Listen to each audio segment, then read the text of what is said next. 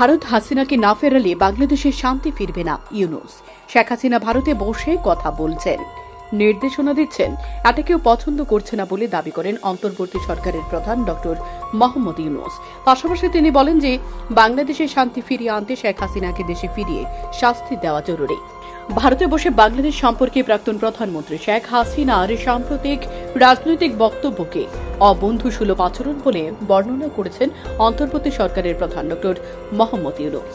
একই সঙ্গে বাংলাদেশ তাকে ফিরিয়ে আনার অনুরোধ না করা পর্যন্ত হাসিনাকে চুপ থাকতে হবে বলেও মন্তব্য করেন তিনি। বৃহস্পতিবার পিটিআইকে দেওয়া এক সাক্ষাৎকারে ডক্টর ইউনূস জানান যে বাংলাদেশে শান্তি ফিরিয়ে আনতে হাসিনাকে ফেরত আনতে হবে।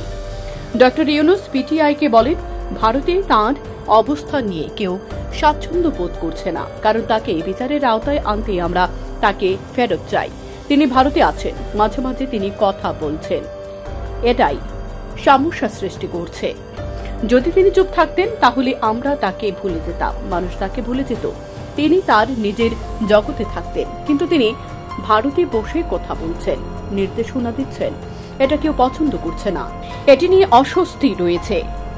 ডক্টর ইউনূস আরো বলেন, সবাই এটা বুঝতে পারছে, আমরা বেশ দৃঢ়ভাবে বলছি যে তার চুপ থাকা উচিত।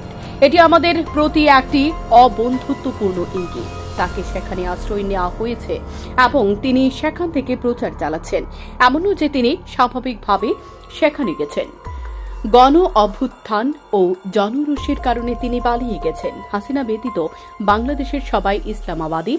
ভারতকে এই ধারণা থেকে বের হতে হবে, বাংলাদেশ তাকে ফেরত আনতে হবে, কারণ এটাই জনগণের চাওয়া। তা না হলে বাংলাদেশের মানুষ শান্তিতে থাকবে না। তিনি যে ধরনের নৃশংসতা করেছেন তাকে এখানে সবার সামনে বিচার করতে হবে।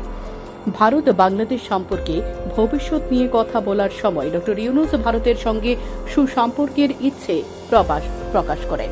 তবে তিনি জোর দিয়ে বলেন, নয়াদিল্লিকে এই মনোভাব ত্যাগ করতে হবে যে শুধুমাত্র হাসিনার নেতৃত্বে বাংলাদেশের স্থিতিশীলতা নিশ্চিত করে।